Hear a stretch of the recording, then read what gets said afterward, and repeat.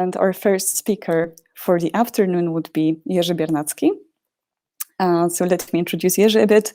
Jerzy's presentation is entitled The Naked Truth about Applied AI, When It Works Wonders and When to Avoid It.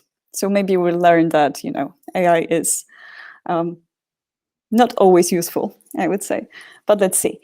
Jerzy is the head of R&D and AI at Miquido, and his passion is to aid companies in cracking their toughest problems and grow their businesses with use of top-tailored software solutions.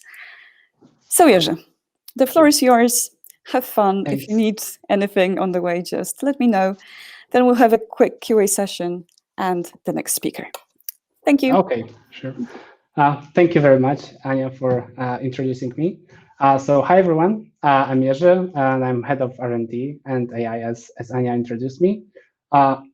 Miquido is a software house that delivers tailored mobile web and AI solutions. And today I'm going to tell you a little bit about applied AI. I don't know. Okay. I need to switch the presentation. Yes, here, sorry. So actually, I think this presentation would be a good introduction to the other ones, even if not the most usual one. So about applied AI. I'm quite sure everyone gathered here have at least some rudimental practical understanding of what AI is. Well, it is not going to take over humanity anytime soon. Today, AI is more like a buzzword. And actually, it's one of the most overused buzzwords recently. And it's previously used to advertise technologies which are not necessarily that intelligent. So yes, this is the naked truth about applied AI, about AI. And we should dive a little deeper here. So if I would ask you to write down your definitions of AI, I would probably get dozens different answers. And some of them might even contradict each other. Well, the problem with definition of artificial intelligence is that the term was coined in 1956 and was never all that strict. So the science and engineering of making intelligent machines. Being so vague, it is no wonder how it became an umbrella term for a whole lot of algorithms and solutions. But in terms of actual business use cases, in 99% of times when talking about AI, we actually mean machine learning, which is a proper subset of artificial intelligence. So yes, during the course of this presentation, I'm going to use the terms AI and machine learning interchangeably. And I'm just to make sure that everyone is on the same page here, I would just introduce you to one of my favorite definitions of machine learning. So machine learning enables computers to learn concepts and label things using data without being explicitly programmed. Now that we're on the same page with terminology, let's discuss some myths. Because there is a widespread belief that machine learning solutions always lead to business improvement. This mindset is known as AI solutionism, and it basically implies that AI can solve all of humanity's problems. And although machine learning-based approaches have brought unique capabilities to the businesses, there are some use cases and some circumstances under which relying on machine learning solution might have a negative impact, or it might even be not possible at all. And one of the most common mistakes is to dive into machine learning just for the sake of this technology. Because machine learning is a great tool for many problems, but just not all of them. And given its usefulness, it can be hard to accept that, but it is simply true. So Cassie Kozyrkov, a chief decision scientist at Google, came up with a comparison that sums it up pretty perfectly. Let me show it to you. AI is like a medicine. It can be a life changer to those who need it, but everyone else should know better than to snack on it out of boredom. Because you simply have to know when and how to apply it. And if you plunge headlong into it, you will most likely just lose your money and time, and the technology will leave a bad taste in your mouth. AI is truly a goldmine of business opportunities. You just need to learn how to find them and how to recognize them. And I am here today to help you with that. So let me show you how to recognize if machine learning is indeed the right tool for your use case. To this end, I've compiled a checklist of 10 points to verify if your business idea is compatible with machine learning. Are you ready? Okay, let's do this. Number one, can you state the problem clearly?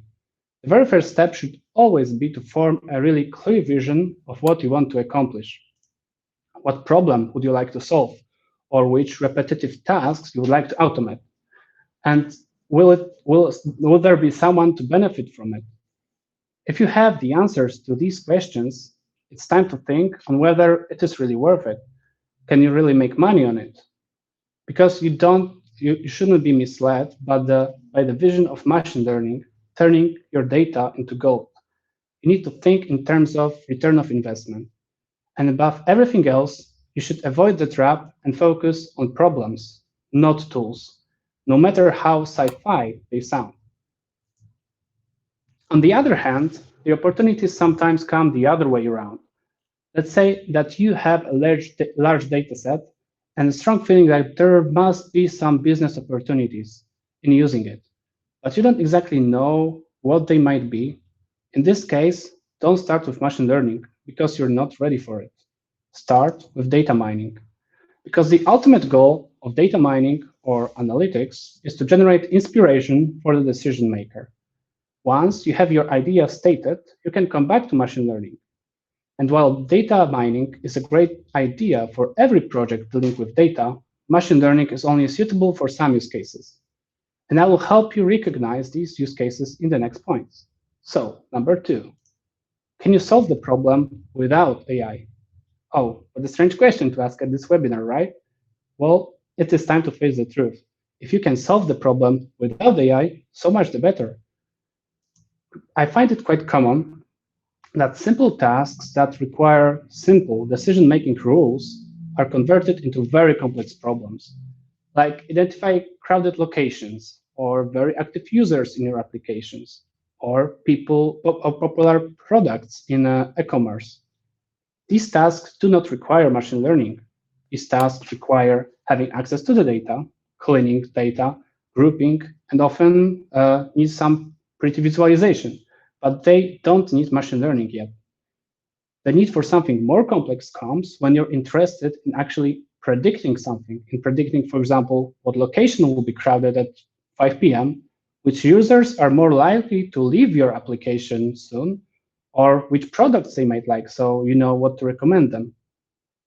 So the questions you need to ask yourself here are, first one, you need to determine if a problem is really complex enough to warrant the use of machine learning, because sometimes it is simply not. There are simpler methods to do that, like statistical methods. And if there is some mathematical equation or physical model that represents the problem, it is much better to use it and forget about machine learning. And if you can think of a step-by-step recipe to get the output, if you can, the rule-based models that will be the result of this recipe will be most likely much better suited for the job. Basically, the gap check is, if you can recognize the pattern yourself, you've already done the job. You already done the job. You don't need machine learning to do that for you. And if you can't wrap your mind around it, if the task is so complicated that you can't think of a clear recipe to do that, a step-by-step recipe, machine learning might be your only chance at success. And now that you have your problem clearly stated, and you have confirmed that you might indeed need AI to solve your problem, it's time to start checking if AI can really do the job right. But do you know what it means to do the job right? Let me put it this way. You can't really expect machine learning to solve your problem if you don't know how to score its performance. So before starting the implementation of a machine learning model, please write down the answers to these questions.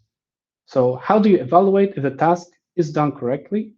Which mistakes of the model will be worse than others?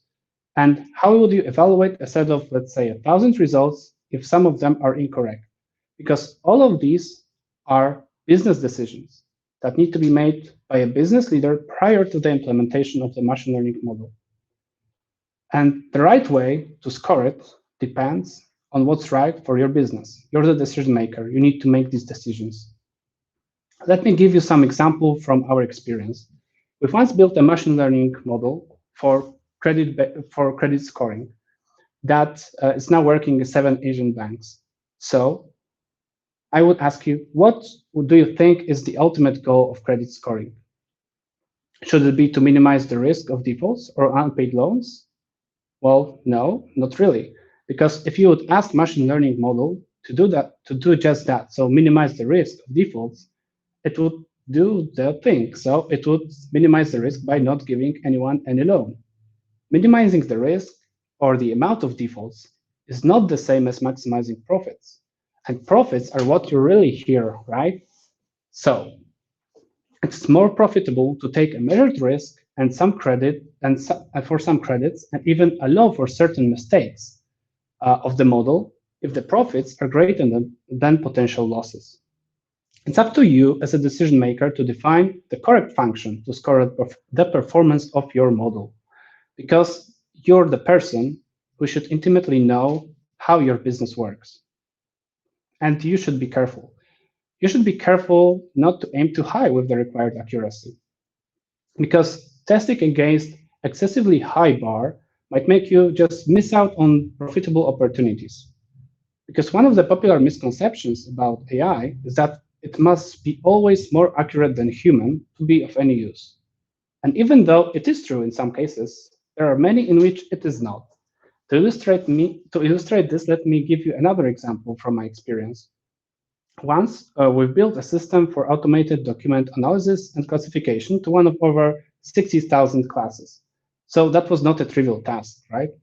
And even though the system's accuracy was worse of that of an experienced professional working in the industry for 10 years, the results were good enough to bring massive savings to the organization.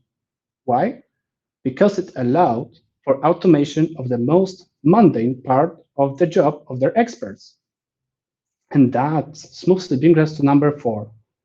Do you understand and accept that your model will never be perfect? Because if the mistakes mentioned in the previous point lit a red light for you, this point will be particularly interesting.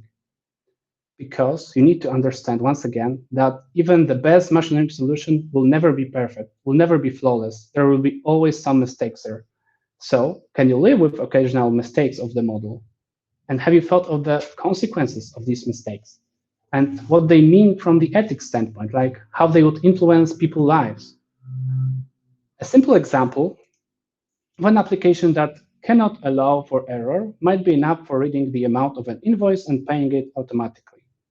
Because if the system gets it wrong and gets one letter different or one number different, it could mean like overpaying your bill by 10 times the original amount, or paying for someone else's stuff instead of yours. It's even worse when human lives depend on the model, like in healthcare. So, what to do when you simply can't allow for certain mistakes? Well, there are some ways. When the mistakes are costly or dangerous, you can always use human in the loop approach and have someone to double check the results produced by machine learning. And it might seem like, wow, but what's the point of using AI if it's still human to have the final call? Well, if AI automates the bulk of it and suggests the decision that can be confirmed at, let's say, 99% of time, it will lead to a massive boost in productivity. Just like in the example of the document classification I mentioned in the previous point. So once again, it's up to you to carefully calculate what level of performance you need your machine learning model to reach to make it worthwhile to build it. The number 5, do you have data? So this is the most commonly known and broadly discussed limitation of machine learning, because there is simply no machine learning without data. And even though it seems quite obvious, it's still one of the first questions I ask when we get an AI inquiry.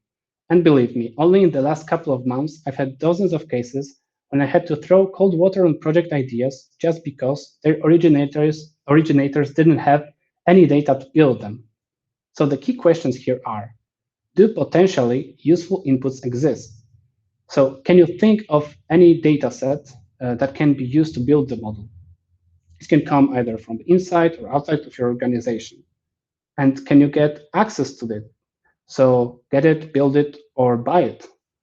And does this data set have enough examples, enough samples? So will it be large enough to build a reliable machine learning model? And it's okay if you don't have your data set yet, as long as you have a plan to get it soon. And there are multiple ways to do that. You can start collecting data from our existing products using some analytics tools. You can scrape them from the internet. You can search for data sets to obtain, because like there's even a search engine released by Google autumn last year, I guess. And you can also create them through crowdsourcing services. So the amount of data you need to build your model depends on the problem, and it usually takes, I would say it usually takes at least 10,000 samples when training the model from scratch. And sometimes you can do with less, but it might mean that your problem is not complex enough to warrant the use of machine learning.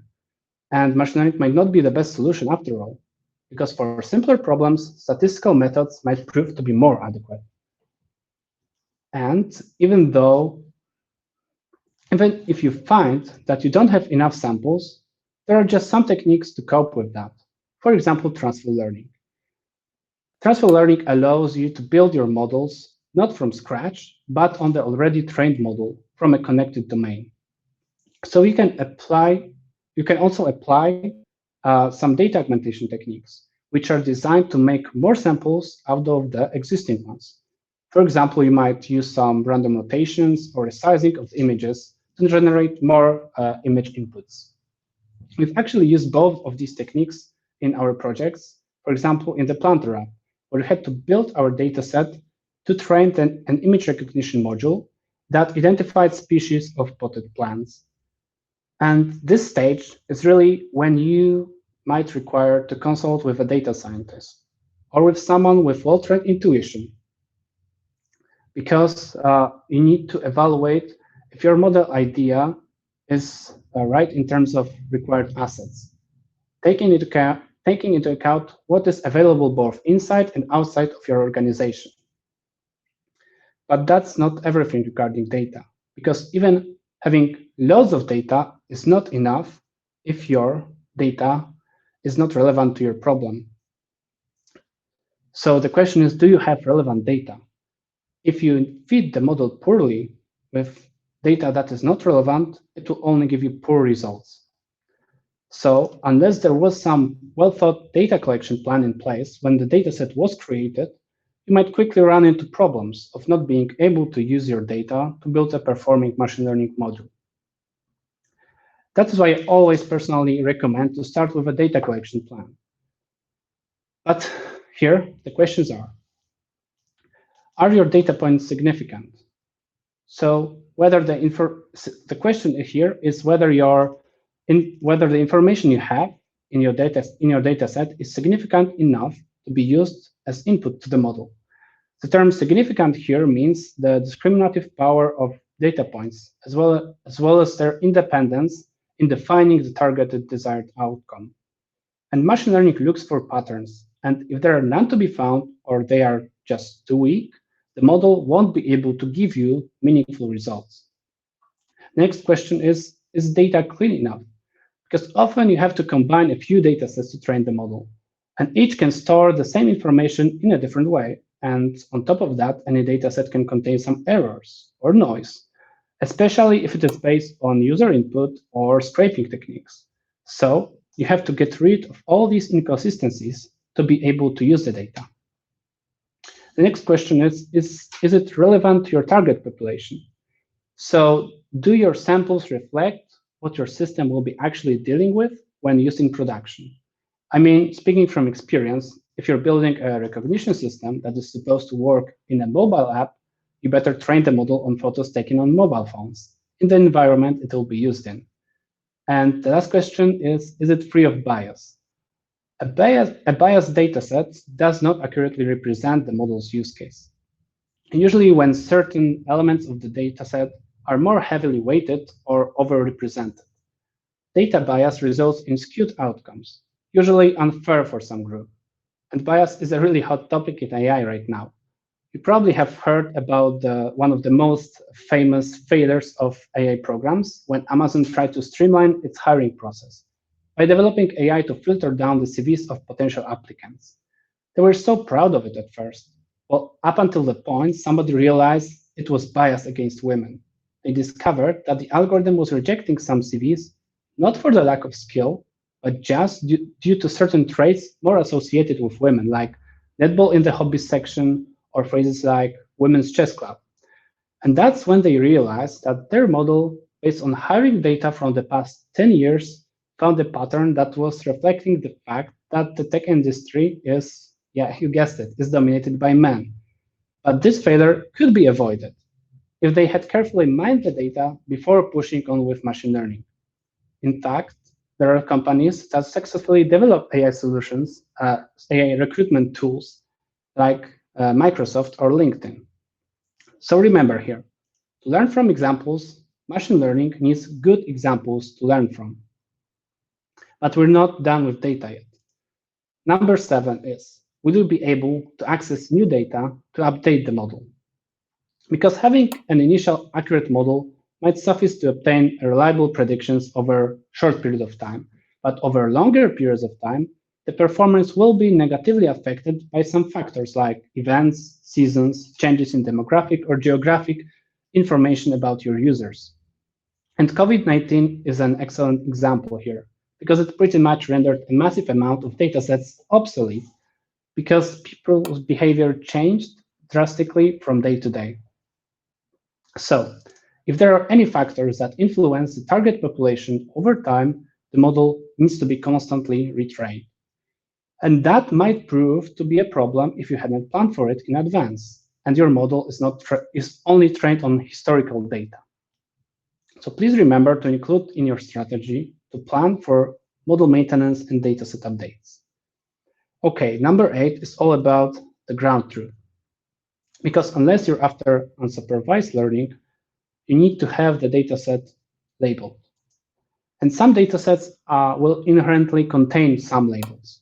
For example, recommendation system will be based on logged events and actions of the users, like what they bought, what they read, etc. But if you're building, for example, a document classification system, you need to have correct classes assigned to the documents in the training set. And if you're building, for example, an image recognition system, you need to have your training images labeled with correct classes. So if your training data is not labeled yet, you should consider how much it would take to label it, because the labeling cost and time can vary greatly. Let's say that you need 10,000 labeled images to start with. It might be relatively cheap when the task is to classify road signs, because the task is fast enough and, well, pretty much anyone can do it. But this won't be the case when you have to analyze electrocardiogram signals or medical images, because you need then experts to spend significant amount of time to correctly classify each case. So here, remember that even though you have a massive data set, if it's not labeled, you might be not able to use it. Okay, number 9. Does your model have to be interpretable? And interpretability is one of the primary problems with machine learning right now. An AI project pitched to a company that is used to traditional statistical methods can be stopped dead if they do not see the model as interpretable. Due to their policy or external regulation, they might not accept it unless they fully understand how the algorithm came to the decision it did. And some machine learning algorithms are just more interpretable than others. So take a look at this somewhat simplified chart showing the relation between models' interpretability and accuracy. Here you can see that linear regression and decision trees are the easiest to explain, but they're not that accurate. Somewhere in the middle are tree ensembles like random forest, and the very bottom right corner are neural networks, which are pretty accurate, but they're pretty much black boxes. And even black boxes can be partially explained with some model agnostic techniques like SHAP or LINE.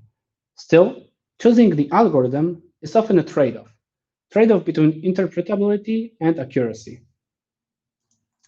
But to be honest, in many cases, if there are no external regulation, you don't really need to understand how machine learning model works to check that it indeed does work. Proper testing isn't trivial, but it's a lot easier than making sense of patterns found among thousands of features.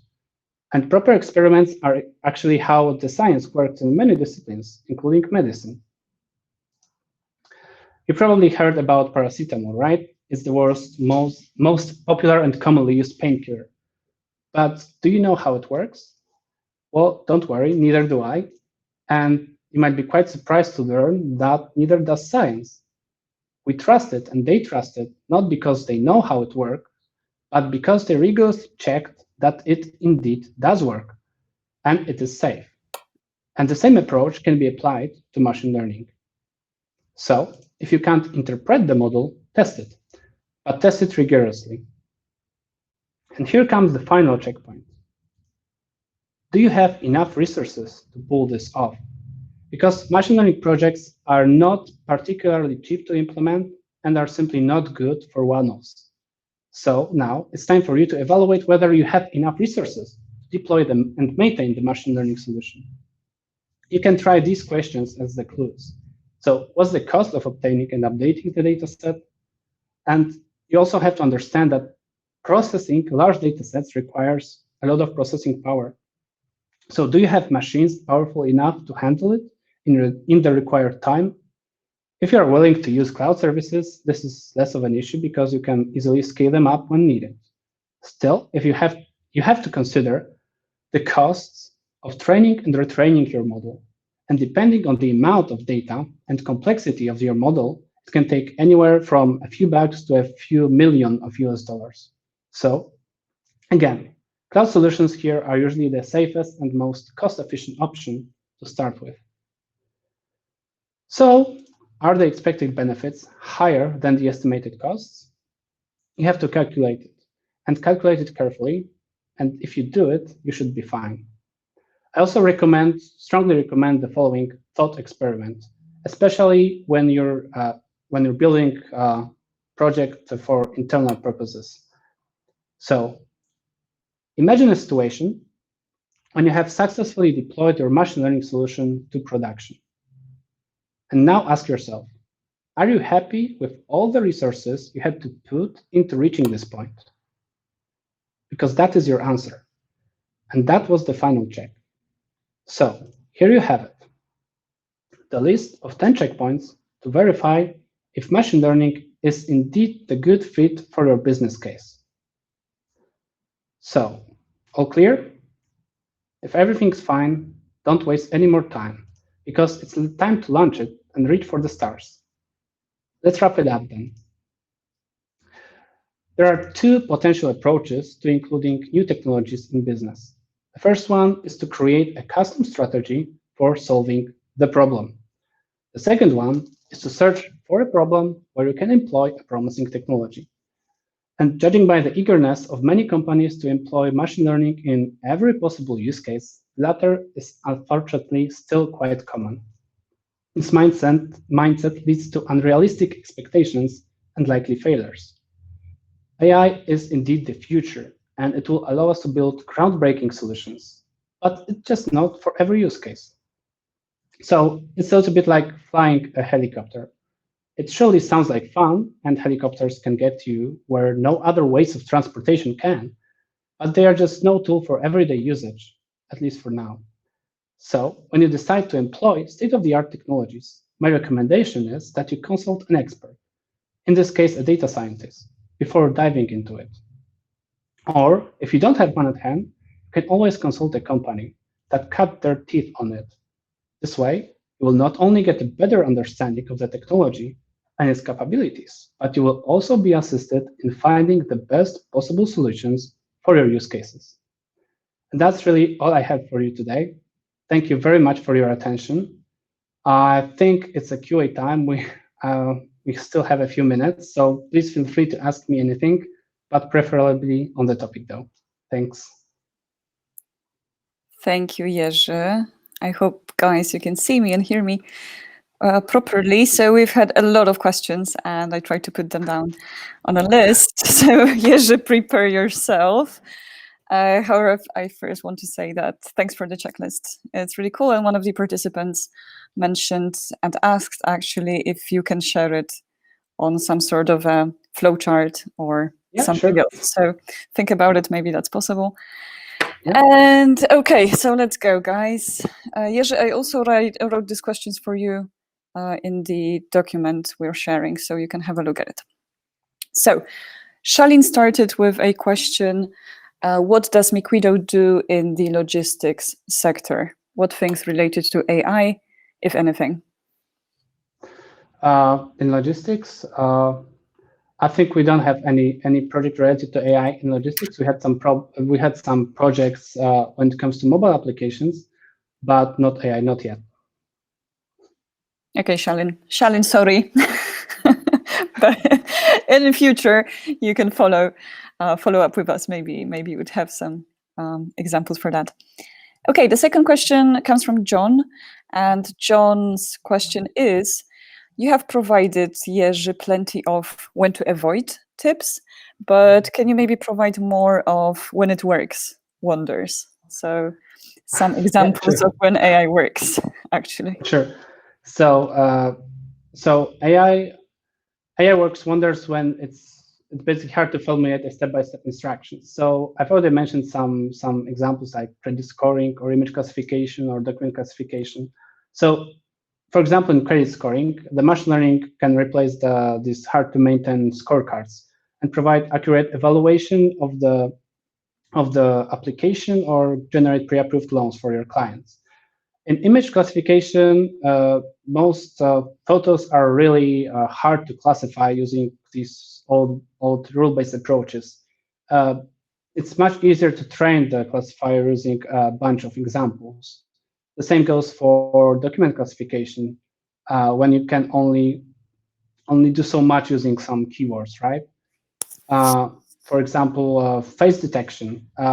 It's also a popular use case, and it's incredibly difficult to write it as a set of rules to allow machines to detect faces, like consider all the different skin colors, hair, facial hair. But an algorithm can be trained to learn that from examples. There are also recommendation systems. These are for me, these are the most influential machine learning based features in B2C apps, because it's why we spend time on TikTok, on Facebook, that we binge watch on Netflix, because we are fed with the recommendations. And these are based on the behavior of the users in these apps. And there are companies like Amazon, Netflix, and Spotify that actually build their businesses strictly on recommendations. Also, speech recognition, because there is no single combination of sounds that specifically signal human speech, and the pronunciation differs widely. So machine learning can learn that to identify patterns in speech and convert that to text. And there are many tools for that. And in banking, for example, there are credit card purchase fraud detections that works somehow a little bit like spam filters, because they try to find the unusual behaviors just using the logs that they get from the system. Yeah. I think that's enough, because we don't have much more time, right? Yeah, I mean, actually, we still have 9 minutes, but we have 3 more questions to go. Okay, great. So I suppose, but these were, awesome examples. I really love Spotify, Spotify's algorithms, because they suggest really good music. Okay, but moving to the next question. So we had actually a few questions from Ejai, but the first one was about synthetic data. And he asked, he or she, sorry, AJ, I'm not really sure. But the synthetic data, if real, isn't available. So how would you go about creating models to generate synthetic data? Well, we only had one case when we had to generate synthetic data, and it was for the case that we simply couldn't get the real data here. But well, how to do it? Well, you can use a GAN network. So to generate some content that looks like real, right? Some 3D models or some documents or images that can be inputted to the, for example, neural network and used to train the model. But you have to be really careful with synthetic data because they are very they might not reflect the reality of the model will actually have to face when put into production. Okay. So we need to be careful. Right. Yeah. Alrighty. Then the next question comes from Tom. And Tom asked us if we have any experience in AI implementations in the banking industry. And if we do, if you could point out the best example. Mm-hmm. So yes, I've mentioned the credit scoring. So based on the historical credits, credit history, transactions, and demographic information about the user, or basically everything the bank has on the user, we build a system that analyzed creditworthiness to analyze the incoming applications for credits and also generate some pre-approved loans. We had also some other use cases, but I'm really not allowed to talk about them. I can talk about some general examples that can be used in banking. So definitely fraud detection. So machine learning can be used to prevent some money from being obtained through false identities and through fraudulent applications. There are product recommendations. So you can use, like, based on the transactions and behavior in the mobile apps of the banks, you can predict whether certain users will be interested in some special offers, like some loans or some investment products. There's also churn prediction. So it's a popular case when machine learning predicts based on the user's behavior. So, for example, transactions and their activity, whether users are likely to leave you and go to another bank. Also, you can also use some chatbots and voice assistants for customer service. And I'm sure that Katarzyna will tell you more about it in the next presentation. That's cool, hopefully. Okay, Doug. So we have 2 more questions to come, and we have 5 more minutes for the Q&A session. So Noah asked us a question: how many contacts would you suggest to make the lead scoring accurate? Like I said, you need at least a few thousand examples, preferably like at least 10,000, to build a model from scratch. It depends on whether there are any strong patterns to be found in the data. But when it comes to lead scoring, like in the sales process, I would definitely start with data mining here and some statistical methods, because if you don't have enough samples, it's probably better to start with these methods, because they can be used on even small data sets and provide results even if that are good enough, even if you're not ready to build your machine learning model yet. And they might, point you out in the right direction. Cool. Thanks, Jerzy. One last question. This one comes from Dave, and the question is how to recognize a biased data set, and if it can be fixed. Okay, so a data set is biased when the collected data doesn't accurately represent the target environment. And so to recognize the bias, you just need to check whether the distribution in your target population matches the distribution in your data set. So basically, if if your population is like if you train the model on, for example, UK and only UK citizens, and your target population is global, then you probably end up with mess, right? So to fix it, you have to analyze the data set and carefully check if there are some undervalued or underweighted elements of the data set.